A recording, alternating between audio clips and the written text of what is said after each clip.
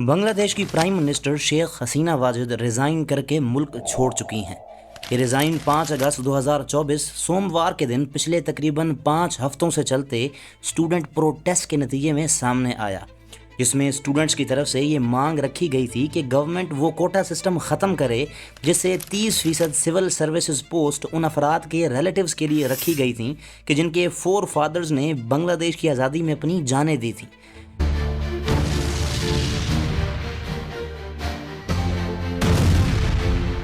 اب اس انسیڈنٹ کو ایک عام سا اسٹوڈنٹ پروٹیسٹ سمجھنا صحیح نہیں، کیونکہ اس سے پوری پکچر کلیئر نہیں ہو پاتی۔ تو چلیے اس کو سمجھنے کی کوشش کرتے ہیں۔ Let's dive in. There's turmoil and uncertainty in Bangladesh. Thousands of protesters stormed the Prime Minister's official residence in Dhaka. The Prime Minister has resigned from her post.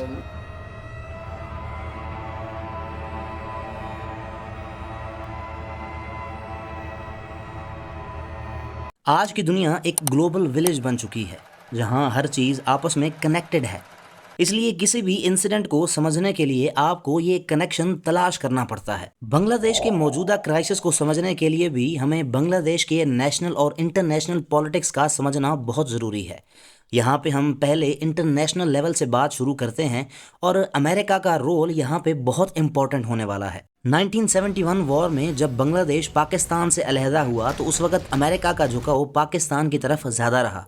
Henry Kissinger یہ خود ایڈمٹ کرتے ہیں کہ اس وقت کیونکہ امریکہ China relations کے لیے waste Pakistan یعنی پریزنٹ ڈے پاکستان ہی ایک واحد راستہ تھا، جس وجہ سے امریکہ کو ایسٹ پاکستان یعنی پریزنٹ ڈے بنگلہ دیش کو چھوڑ کے پاکستان کا ساتھ دینا پڑا۔ وار کے اگلے سال 4 اپریل 1972 میں یو ایس بنگلہ دیش کو ایک آزاد ملک کے طور پہ ریکگنائز کر لیتا ہے اور ساتھ ہی $300 ملین ایڈ بھی بھیجتا ہے۔ اب یہاں سے یو ایس اور بنگلہ دیش ریلیشنز کا آغاز تو ہو جاتا ہے، لیکن یہ ریلیشنز صدر ضیاء الرحمان کے دور سے اچانک زیادہ مضبوط ہونا شروع ہو جاتے ہیں۔ لیکن کیوں؟ یہاں سے ہم انٹر ہوں گے بنگلہ دیش کی نیشنل پالیٹکس میں۔ 17 دسمبر 1971 کو بنگلہ دیش ایک آزاد ملک کی شکل میں سامنے آتا ہے۔ اس آزادی میں سب سے بڑا کردار شیخ مجیب الرحمان اور ان کی پارٹی بنگلہ دیش عوامی لیگ کا ہوتا ہے۔ اسی وجہ سے شیخ مجیب الرحمان کو فادر آف دا نیشن بھی کہا جاتا ہے۔ آج اس پارٹی کو شیخ مجیب الرحمان کی بیٹی شیخ حسینہ واجد لیڈ کر رہی ہیں۔ بنگلہ دیش کی دوسری بڑی پارٹی بنگلہ دیش نیشنلسٹ پارٹی یا BNP ہے، جس کو سپٹمبر 1978 میں بنگلہ دیش کے پریزیڈنٹ ضیاء الرحمان نے بنایا تھا۔ اس پارٹی کو اب ان کی وائف خالدہ ضیاء لیڈ کر رہی ہیں۔ اس کے بعد اس سٹوری میں جماعت اسلامی، جو کہ بنگلہ دیش کی سب سے بڑی ریلیجیس پارٹی ہے، کا رول بھی بہت اہم ہے۔ اب BNP اور جماعت اسلامی آپس میں بڑے مضبوط الائز ہیں۔ اب ان دونوں گروپس کی آئیڈیالوجیز میں بڑا فرق ہے۔ عوامی لیگ جہاں سوشلزم اور پرو انڈیا پالیسی رکھتی ہے، وہیں پہ BNP اور جماعت کا جھکاؤ کیپٹلسٹک اور not so pro India policy کی طرف ہے۔ یہی وجہ ہے کہ BNP کے ضیاء الرحمان کے دور میں بنگلہ دیش امریکہ ریلیشنز بہت تیزی سے آگے بڑھنا شروع ہوتے ہیں، اور اسی وجہ سے امریکہ عوامی لیگ کی نسبت BNP سے زیادہ مضبوط ریلیشنز رکھتا ہے۔ اس طرح یہ دونوں گروپس یعنی ایک طرف عوامی لیگ اور دوسری طرف BNP اور جماعت آپس میں شدید قسم کے رائیولز ہیں۔ اس انسیڈنٹ کو سمجھنے کے لیے چائنا فیکٹر کو سمجھنا بھی بہت اہم ہے۔ چائنا نے 1975 میں بنگلہ دیش کو انڈیپینڈنٹ کنٹری کے طور پہ ریکگنائز کیا، اور اس کے بعد سے اب تک چائنا بنگلہ دیش ریلیشنز مضبوط ہوتے جا رہے تھے، کیونکہ چائنا کے لیے بنگلہ دیش اسٹریٹجیکلی بہت امپورٹنٹ کنٹری ہے۔ اس کی ایک بڑی وجہ بے آف بنگال ہے، جس سے چائنا کو انڈین اوشن تک بہت آسانی سے راستہ مل سکتا ہے۔ اسی وجہ سے چائنا بے آف بنگال کے نزدیک ایک بڑی نیول بیس بنانے میں بنگلہ دیش کی مدد بھی کر رہا ہے۔ 2016 سے 2020 تک بنگلہ دیش نے چائنا سے اپنے ٹوٹل ملٹری ایسٹس کا تقریباً 17% حاصل کیا۔ اس کے ساتھ ہی 2016 میں بنگلہ دیش چائنا کے بیلٹ اینڈ روڈ انیشیٹو کو بھی جوائن کر چکا تھا، اور اسی BRI کے انڈر بنگلہ دیش میں چائنا 9 بڑے پروجیکٹس پہ کام کر رہا ہے۔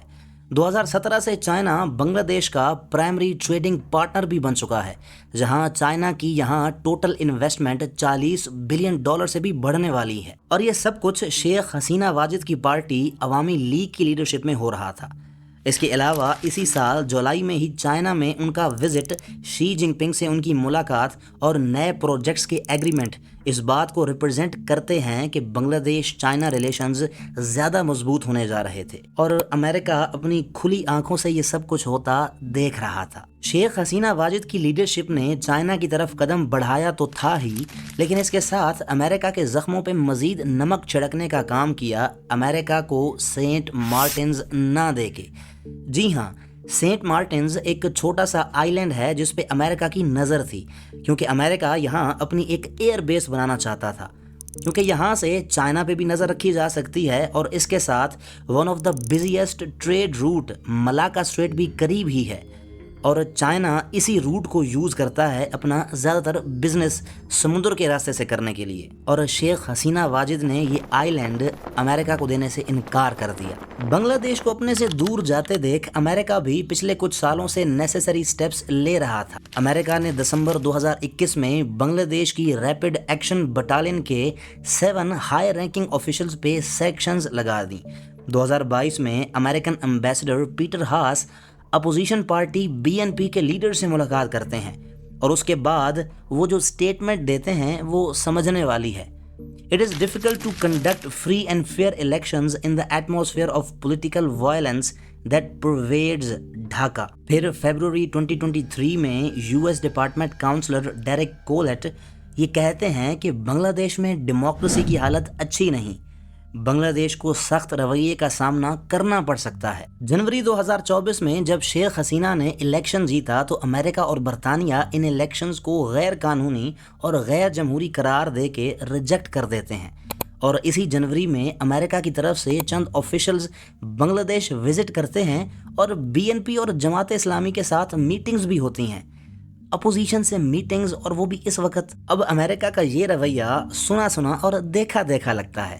یہ دکھاتا ہے کہ امریکہ شیخ حسینہ واجد کی گورنمنٹ سے خوش نہیں تھا۔ اس ساری نیشنل اور انٹرنیشنل گیم کو ڈسکس کرنے کے بعد اب ہم آتے ہیں بنگلہ دیش کی موجودہ صورتحال پہ، جس سے آپ کے سامنے ایک کلیئر پکچر آ جائے گی۔ یہ کوٹا سسٹم جس کے خلاف پروٹیسٹ ہوئے، یہ دراصل 1972 میں شیخ مجیب الرحمان نے انٹروڈیوس کرایا تاکہ 1971 وار سے افیکٹڈ لوگوں کی ہیلپ ہو سکے۔ 1990s میں اس کے خلاف پروٹیسٹ ہوئے اور اس کوٹا سسٹم میں تبدیلیاں کی گئیں، لیکن پھر 2018 میں شیخ حسینہ واجد کی گورنمنٹ نے پھر سے وہی کوٹا سسٹم لانے کی کوشش کی، جس میں 1971 وار سے افیکٹڈ لوگوں کے چلڈرنز اور گرینڈ چلڈرنز کو گورنمنٹ جابز میں 50% ریزرویشن دینے کی بات کی گئی، اور اس وقت اسٹوڈنٹ پروٹیسٹ پہ یہ ڈیسیژن واپس لے لیا گیا۔ لیکن 5 جون 2024 کو بنگلہ دیش کی ہائی کورٹ گورنمنٹ کے 2018 کے فیصلے کو انکانسٹیٹیوشنل، اللیگل اور ان افیکٹو کہہ کے ریجیکٹ کر دیتی ہے،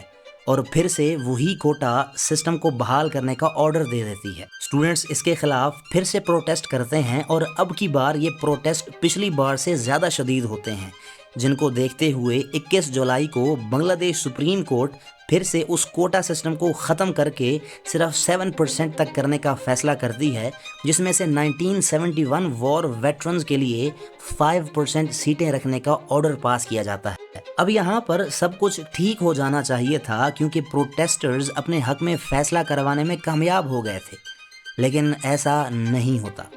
کچھ دنوں بعد دوبارہ سے یہ پروٹیسٹرز باہر آتے ہیں اور کچھ نئی مانگیں سامنے رکھتے ہیں، اور پھر اچانک سے 4 اگست کو پروٹیسٹرز کی جانب سے شیخ حسینہ کی PM شپ سے ریزگنیشن تک بات پہنچ جاتی ہے۔ اس عرصے میں اب جو کوٹا سسٹم کے خلاف سٹرگل تھی، وہاں تک تو بات صحیح تھی، لیکن بات منوانے کے بعد شیخ حسینہ کی گورنمنٹ کو ہٹوانا، یہ بات کچھ ٹھیک نہیں جچتی۔ یہ پروٹیسٹرز PM ہاؤس میں گھستے ہیں، پھر اس کے بعد بنگلہ دیش کے فاؤنڈر شیخ مجیب الرحمان کے اسٹیچو کو بھی توڑ دیا جاتا ہے۔ BNP اور جماعت اسلامی سے شیخ حسینہ کی طرف سے لگائی گئی پابندیاں بھی ہٹوانے کی تیاریاں ہونے لگتی ہیں، اور نوبل انعام یافتہ محمد یونس کو، جن کو امریکہ اور ویسٹ بڑا پسند کرتے ہیں، کو انٹرم گورنمنٹ کا لیڈر بنا دیا جاتا ہے، اور پھر فوراً امریکہ کی طرف سے اس عمل کی تعریف بھی کی جاتی ہے۔ اب اگر ساری ڈسکشن کا کرکس نکالا جائے تو یہ بات سامنے آتی ہے کہ اس رجیم چینج سے آبویسلی امریکہ کو بہت فائدہ ملنے والا ہے، کیونکہ اب گورنمنٹ پرو امریکہ جو آنے والی ہے، اور ساتھ ہی یہ کہ یہ صرف عام سا اسٹوڈنٹ پروٹیسٹ نہیں تھا، بہت کچھ تھا، جو کہ ہم ڈسکس کر چکے ہیں۔ اسی کے ساتھ ایشیا کے اس ریجن میں چائنا اور انڈیا کے نیبر کنٹریز میں صورتحال اچھی نہیں لگ رہی۔ پاکستان، میانمار، افغانستان، سری لنکا اور اب بنگلہ دیش۔ اب دیکھتے ہیں کہ چائنا اور انڈیا اس کو کیسے ہینڈل کرتے ہیں۔ امید کرتا ہوں کہ آج کی ویڈیو آپ کو پسند آئی ہوگی۔ مزید ویڈیوز کے لیے بنے رہیے۔